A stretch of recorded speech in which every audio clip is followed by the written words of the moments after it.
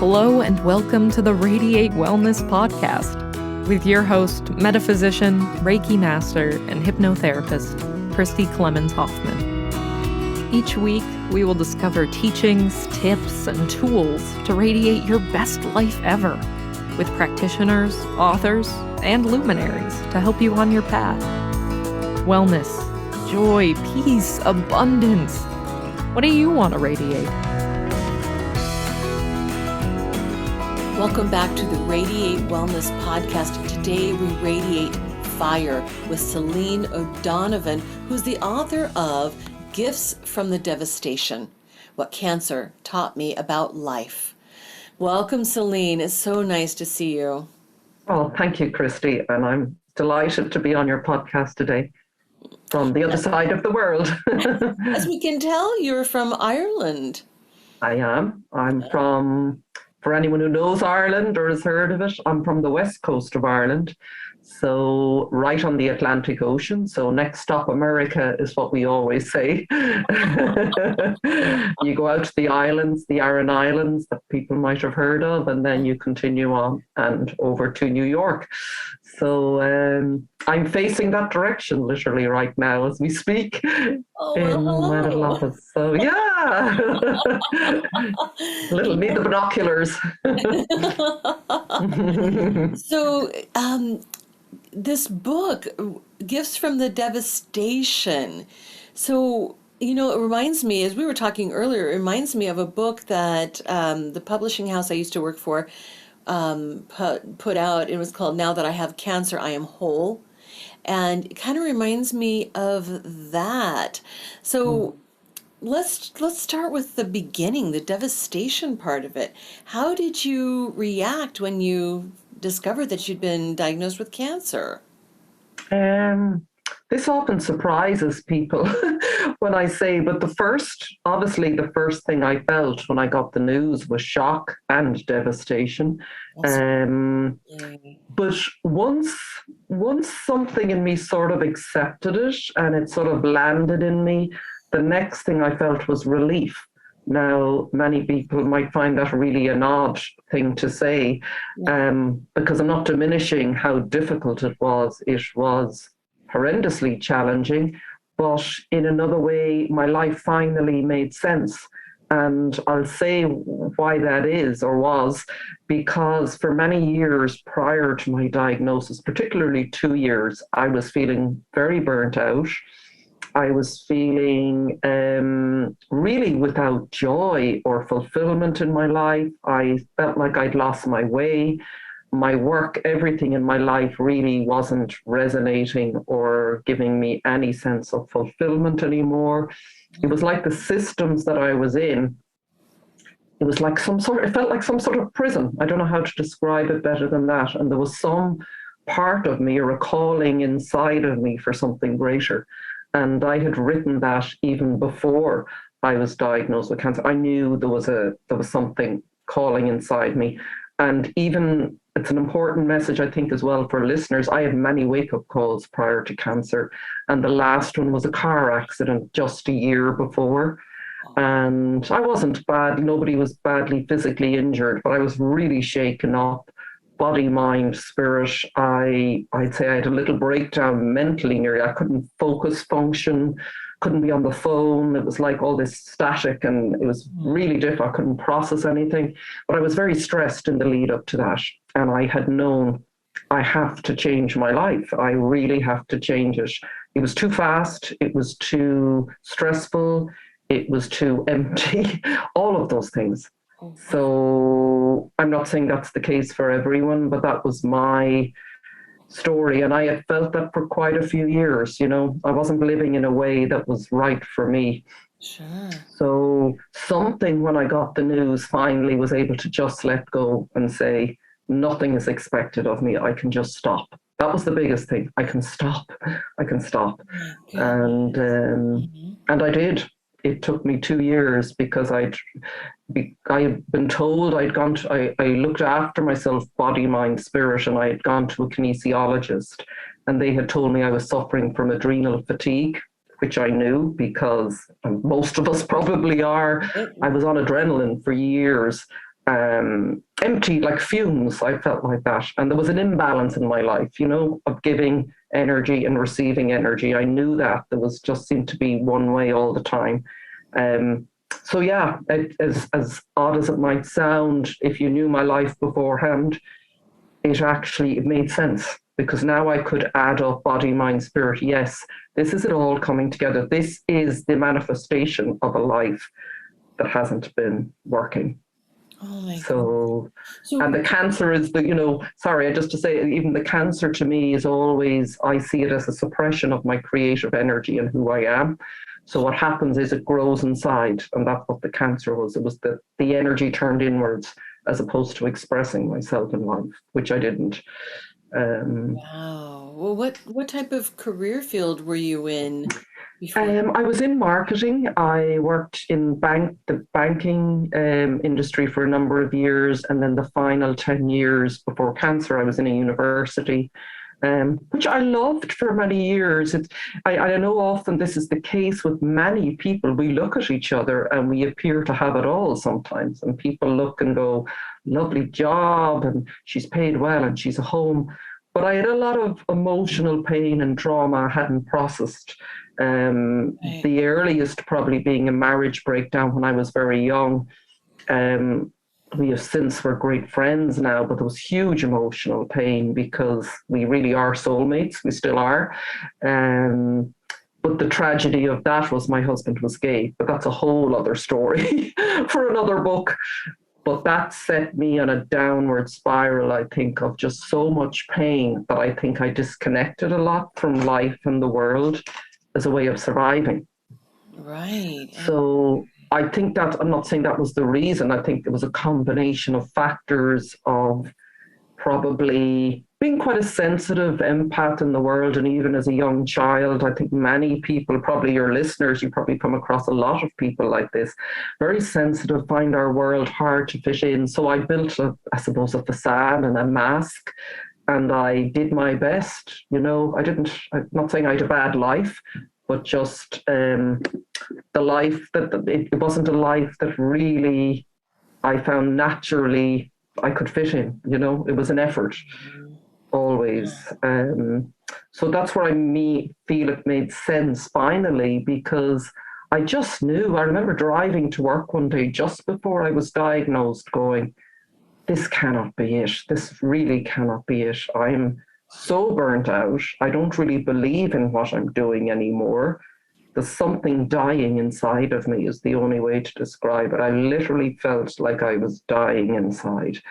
So cancer almost, as I said, made sense because, I don't know where else there was to go.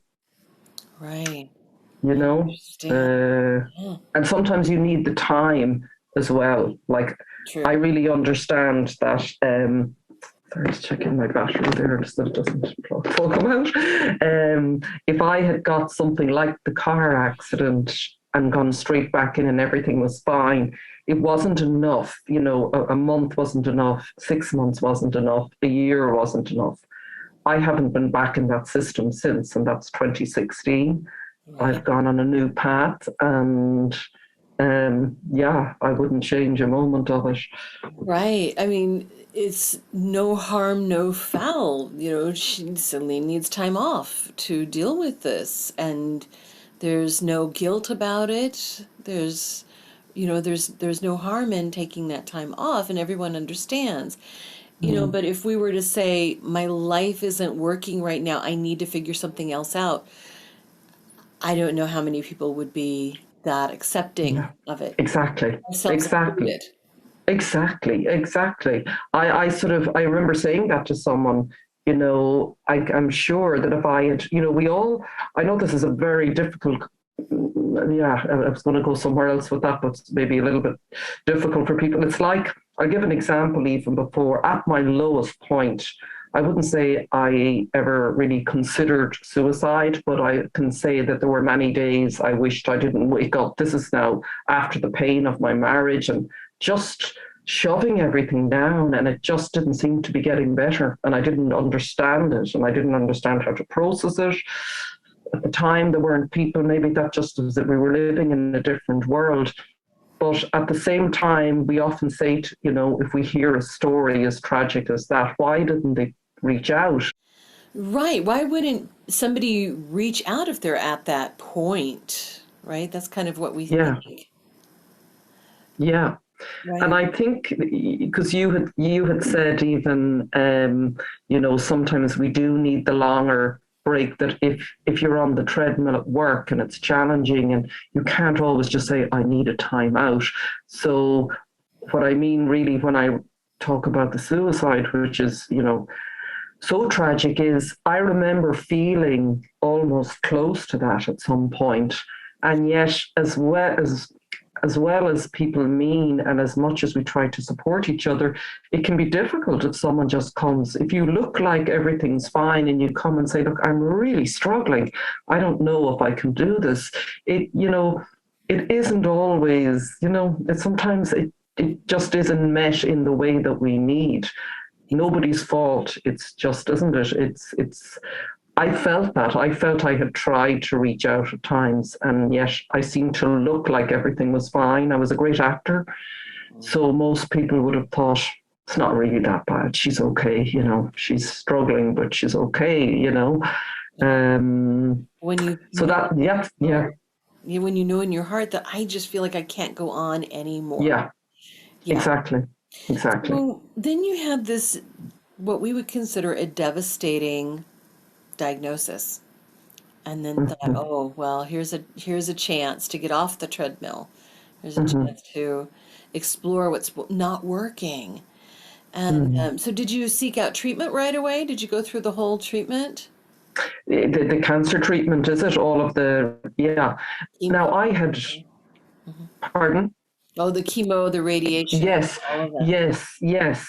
Now, everybody's different here, but I would have, up until cancer, been pursuing in some ways quite a holistic type of life and a natural life, and I worked with healers. So this was an interesting thing that happened, and I had a very good friend, a shaman healer, who I did a lot of work with, and he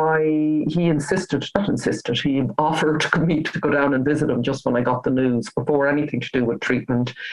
He did. Now, whether many people, it might seem a bit strange to people, but he did a lot of healing work on me, but he also did a type of shamanic ceremony where he basically removed the cancer from the lump that I had. And I could see it because it felt different straight afterwards. It felt dead.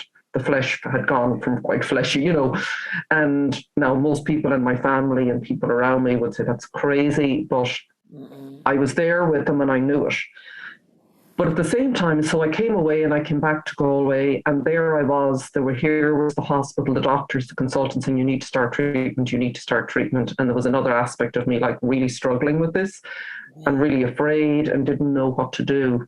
Now, what made the decision for me to go through with treatment, which now I understand I did need to do for my own learning, really, was that in that time they discovered that the cancer had spread to my lymph nodes.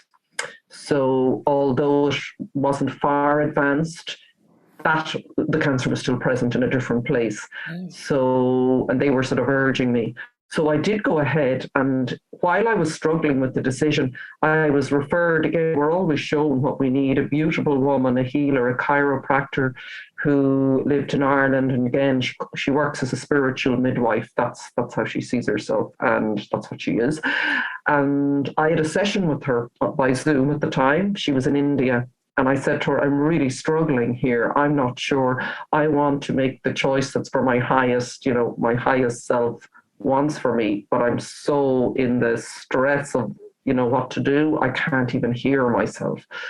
So she reassured me by just saying, look, don't see it as, if I go through treatment, I'm sort of denying this other aspect of myself that is the ability to heal. It's what, you don't know that whatever you choose to go through and the experience may serve whatever purpose you're meant to serve in the world in future. Don't see it as black and white as that. It's not as, if I do this, it's wrong. And then I could relax, and something in me knew, yeah, this is the decision you need to make. And I understand it as well, because firstly, it's helped me relate and understand and connect with people who've gone through something similar, the trauma of going through all of that treatment. Plus, it gave me the time that a quick spontaneous healing, as wonderful as it wasn't probably what I needed. I had to go on a deep inner journey of healing myself and becoming whole again, as you mentioned at the beginning. And that may not have been possible if I had jumped straight back on the treadmill. Right. You know? Absolutely. Yeah. Right. So, And so it made sense. And what gifts did you discover along the way? Why gifts from the devastation? Because so many gifts, everything. What I can say now is I'm living a life that's so me. The first big one is I connected with who I really am, my soul, essence, source, God, whatever people want to call that. And how that materialized was through treatment, because I gave a talk. I was launching my book last a couple of weeks ago in the west of Ireland in Doolin, near the cliffs of Moher. We get a lot of American tourists there in a beautiful location. And I was trying to describe that magic, that miracle that happened, because as I went through treatment, my body shut down. I remember I went back to my own house. I was living with my mother at the time. I went back to my own house. My body shut down through the treatment. My mind, which had been going 1,000 miles an hour, was again slowed down through the treatment. And over those weeks, all I can describe, this peace, stillness, joy, love, everything just started to just blossom in me, is the only way to describe it. I went into this still place and I felt so loved and supported and guided and cared for. And I had never been able to go back into my body. That's been a big gift. There's so many, because I understand now, and it's a big passion I have in supporting others, is you have to clear your trauma and your emotional pain and all of that energy, because you have to come back into your body to feel that connection with you can't feel it up in your head. You have to really come back into the body, but it's difficult to do it if you're running from all this, which I was, this pain and unresolved trauma. And I was so afraid of it, believing I'd never get through it. So this allowed me to come back into my body to remember and see that it was safe, that I was looked after. I was in this beautiful energy of just love. And then from there, that just sort of started to radiate out like a radiate. Well, the only way I can describe it is it's just been radiating out into my life in every possible way for the last 6 years. The greatest gift has been creativity. One of the greatest gifts. Expressing that creative energy that I was describing was nearly turning inwards. So this essence that is each of us, that is so unique, was not being expressed, because sometimes our world tries to bring us all into this one homogenous way of being. And my understanding and truth is that we're all just an essence, an aspect of that source essence, here to express something very unique. And this is how we all benefit in the world, when we're all shining our brightest. But our systems haven't necessarily encouraged that. No. So, to me, it's a whole bigger thing about control and, people are in fear, and if people are feeling very disconnected from their own truth. Sure. Now, what type of practices or modalities did you employ to come to that place? Okay. Wow, so many. I did a lot of with that spiritual midwife I was talking about. We did a lot of journeying, I suppose. She does a lot of spiritual clearing, so she calls it divine clearing. So to a lot of people, it might be somewhere between Reiki and she's a very high frequency. So even being in her, I think the key to becoming whole and back into our, I suppose, our natural state is our frequency. When our frequency is low and our energy is low, we're more open to. So I know Reiki as well. I did a lot of, Reiki healing work with her. I've done so many. I do a lot of breath work practices now, diaphragmatic breath work practices to support energy moving through me. I have worked with healers who've gone back. Sometimes we've gone back in timelines in different lives and clearing trauma.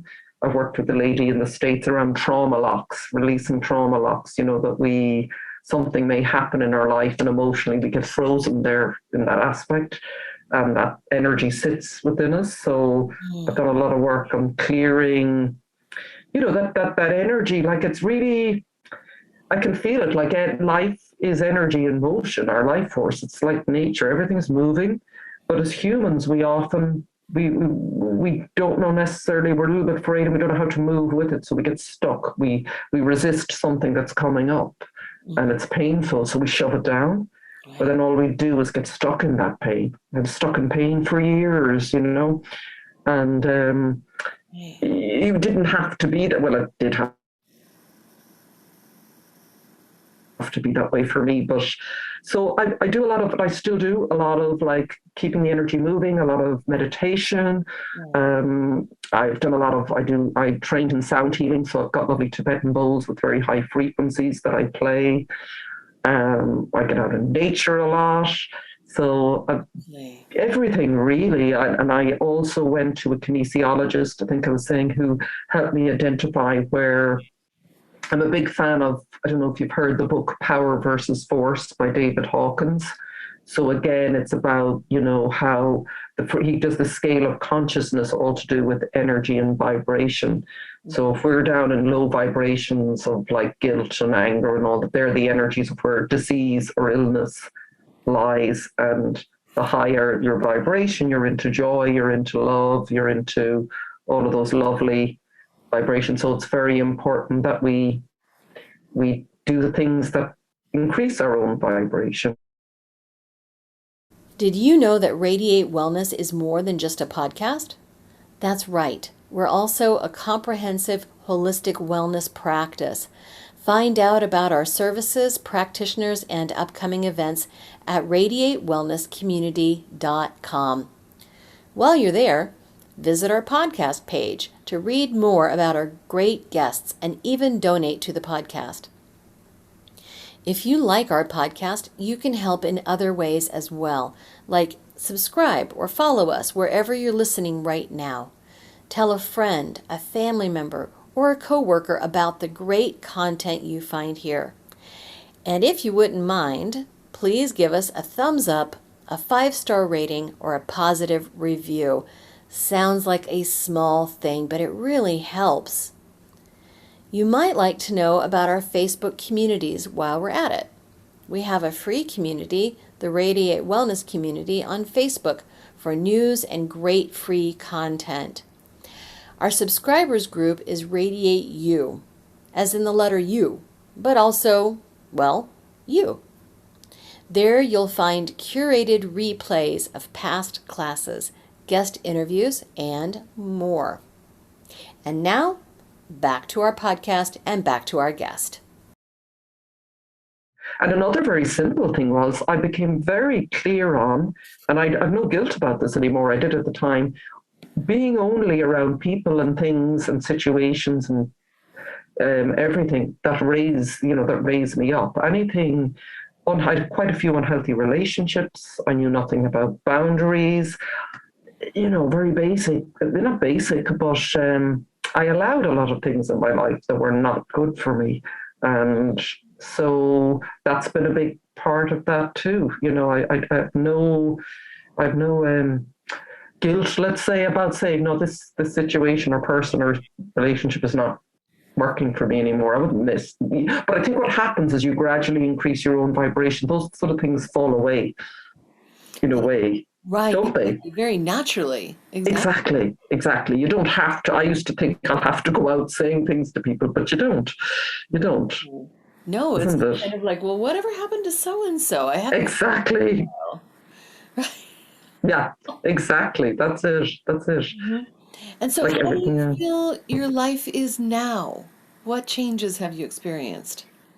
Well, so many. I didn't go back to my old job, as I said. I was led into writing, and I'm a big believer in. I just did an interview with the local radio station this morning, and he was asking me, "Well, what's different now, or how did you go about making change?" And I suppose the big thing, firstly, I said to him, was really this whole surrender. At some point in your life, if you know the life you're living isn't working, which I did obviously through cancer, and you know you need to change, one of the first things you have to do is let go, because I really can see that we're not shown, okay, tomorrow, here's your new life, and it's all perfectly packaged for you.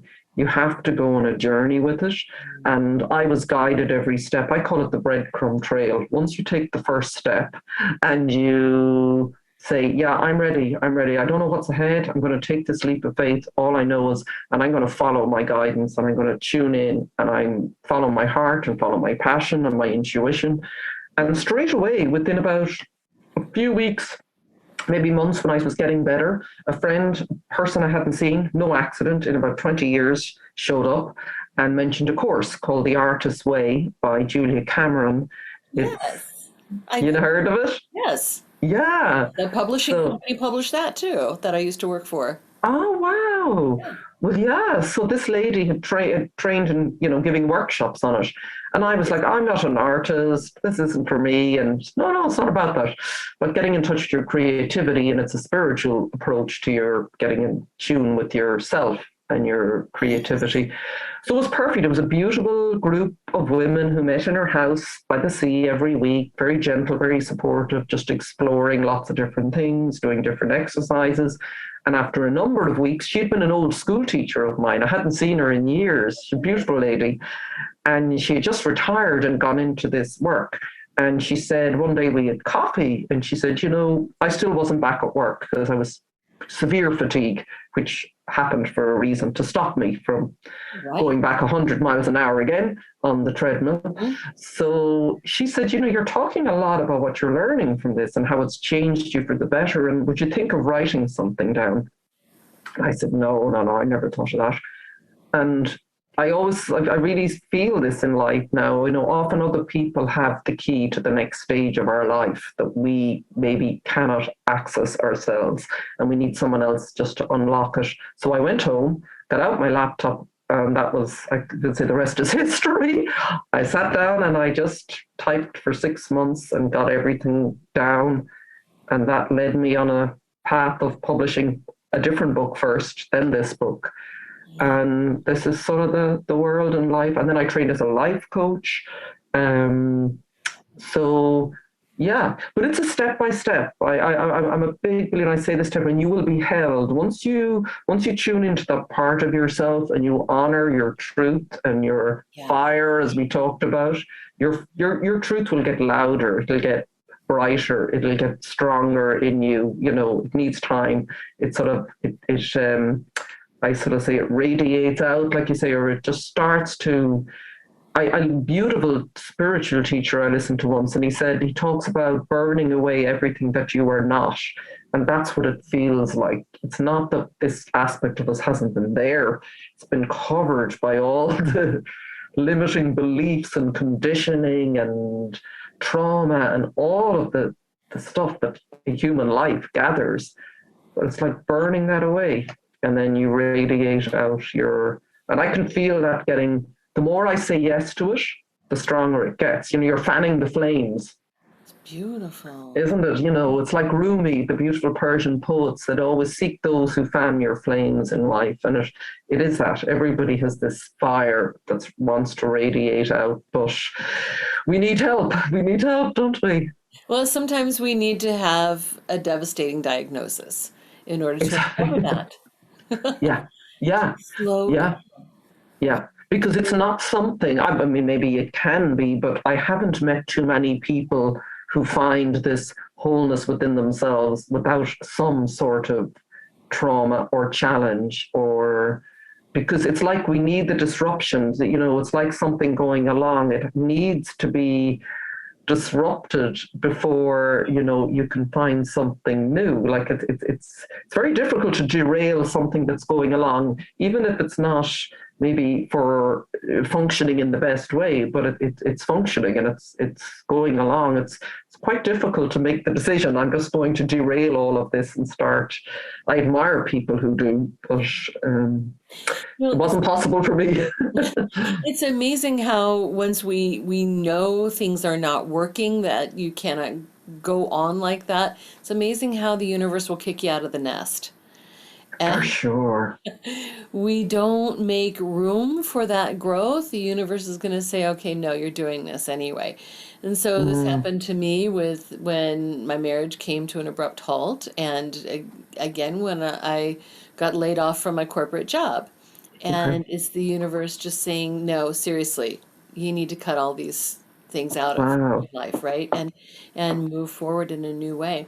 Now, something I like about your book, Gifts from the Devastation, is you actually provide gifts. You provide exercises and things for people to experience themselves. Do you have any that you would like to share with our audience now? Sure. Yeah. Well, the first thing I did is I added a gift in it at the end of every chapter because that was sort of relevant to the story, and it brought me back into the gratitude for the way my life was going. But in the end, the book, just to say to people, is sort of structured in 3 parts. So I would just say to anyone who's watching, whether you've been through cancer or not, everybody goes through trauma, and this is really, or goes through a devastation. So this takes the reader or the listener. I recorded an audiobook that I've narrated myself as well, if someone is more comfortable listening, on the journey of my life pre-cancer, what it was like, an average ordinary person going about their business in this world trying to function, the breakdown of what that was like to go through and what that started to open up in me. And then towards the end, I move it into what I call co-creating your life. So yes, you've gone through this breakdown. Yes, you know it's changing. How do you go about, practically taking some steps?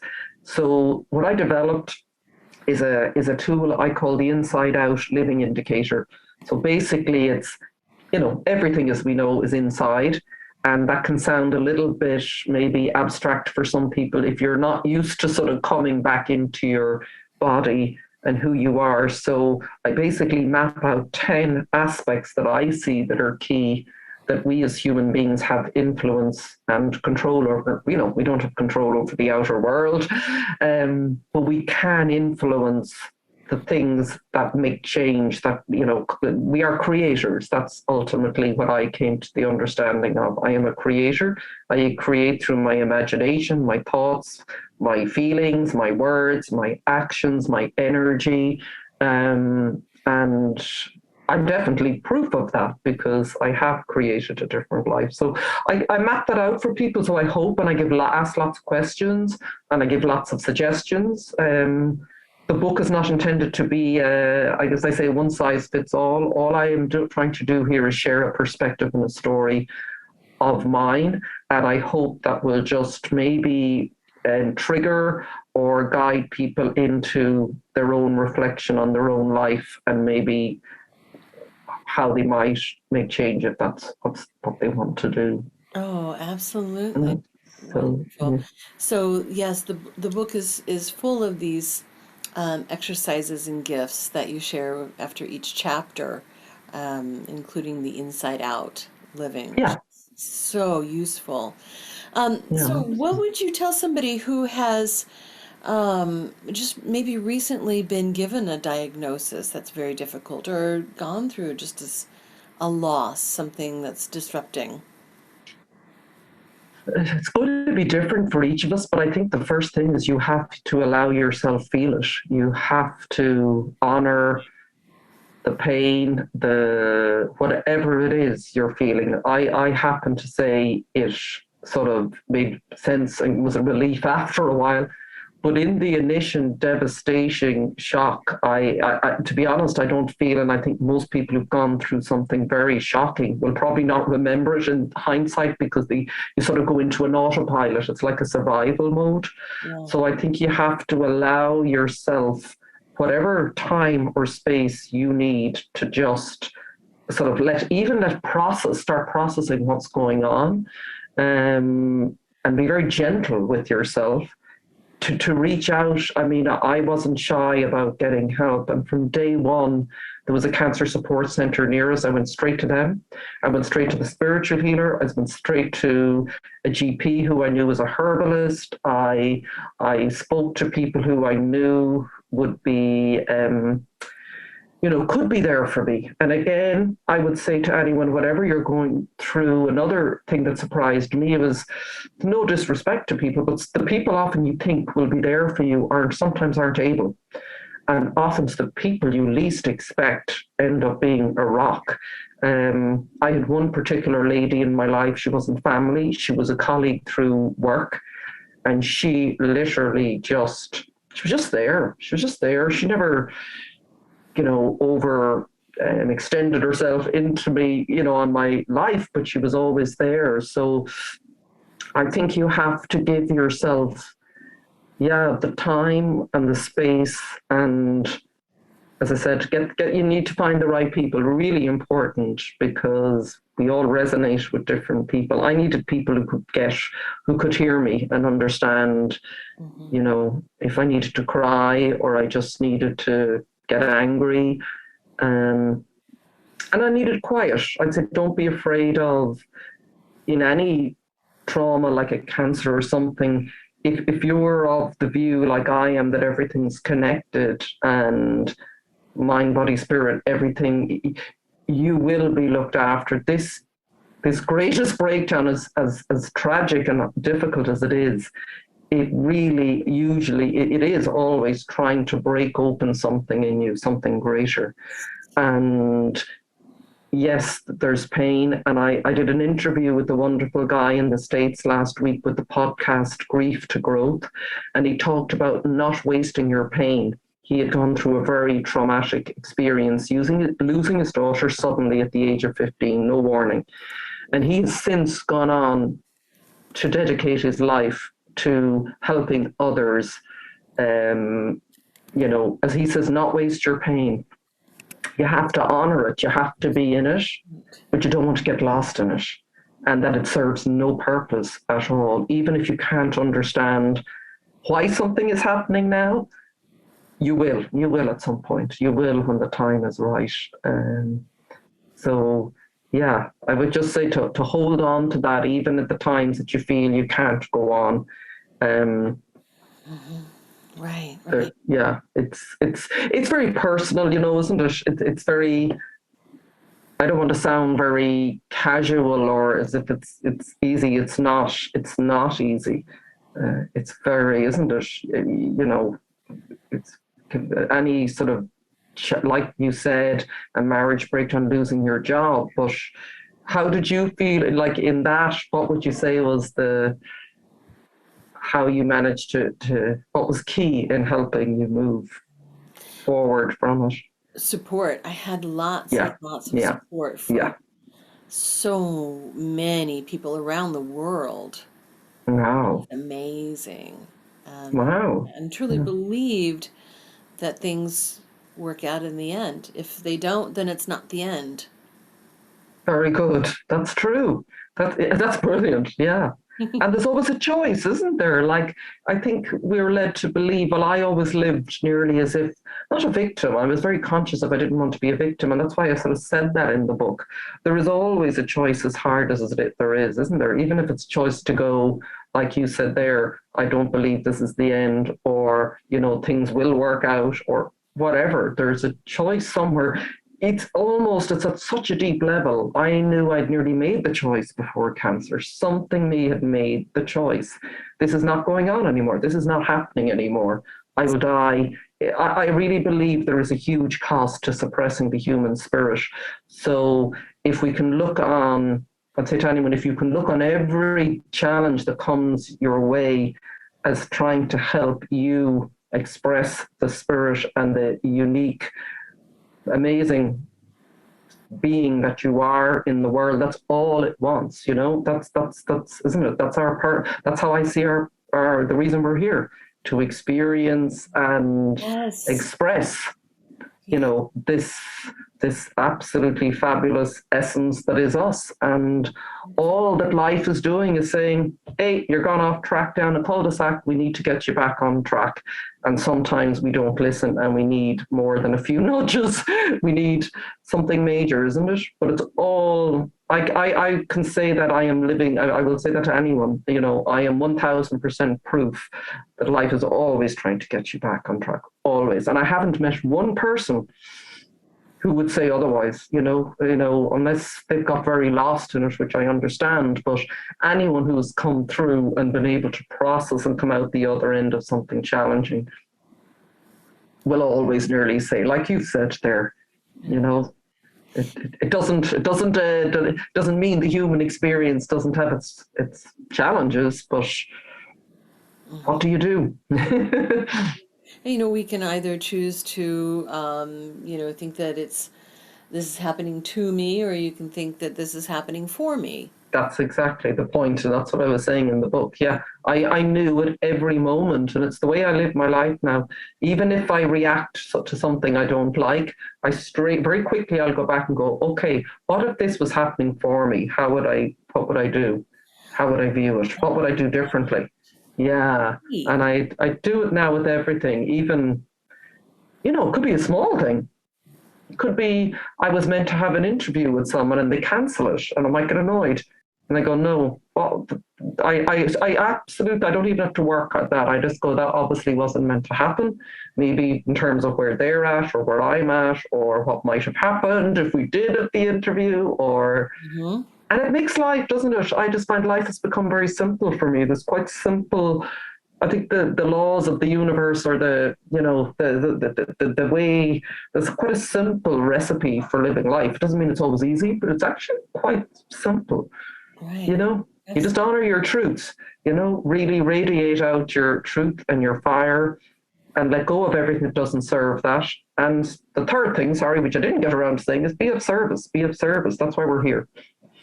Absolutely. To put that gift I'm going to being... tip my camera up here. I've got a framed, if you're not watching, you don't know what this is, but I've got framed spoons up here. Yes. On my shelf. And so the the smaller one is for eating and the larger one is for serving. The larger one is larger because it's more important to serve than to take. Oh, that's beautiful. Oh, I love that.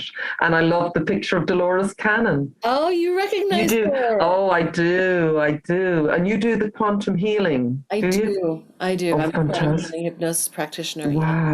Wow. So I've met him. Yeah. There is one of my several of my compatriots there in Ireland, but one who's also a level 3 practitioner is Trina Sharon. I don't know if I haven't heard of her, no. Oh, where is she based? Actually, I might look her up. I should know this, but I'm so sorry. Don't worry. She's on their website. Yeah, Trina Sharon. Lovely lady. So. Oh, fantastic. Yeah, because I'm feeling called to go in some sort of, I did some work in craniosacral therapy years ago. I trained a little, didn't go the whole way. I trained in Reiki, I didn't go the whole, it's funny.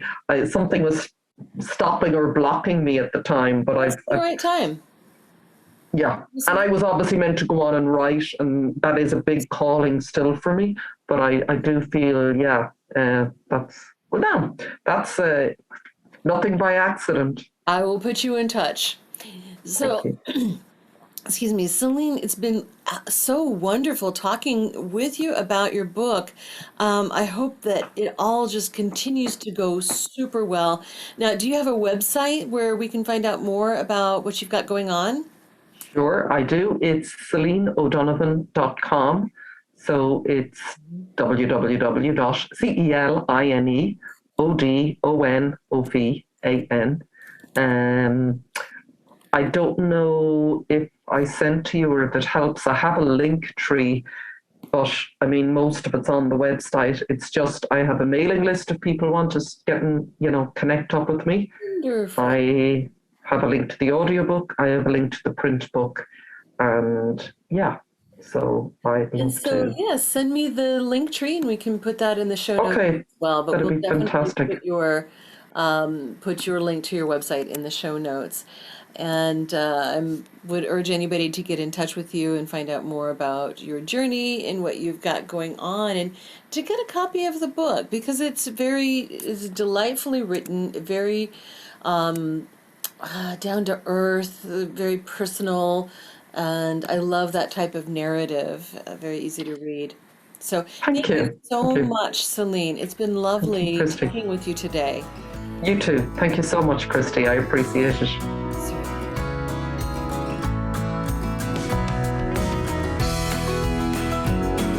Radiate Wellness is an international community of holistic and alternative healers dedicated to helping you create spiritual, energetic, and physical well-being.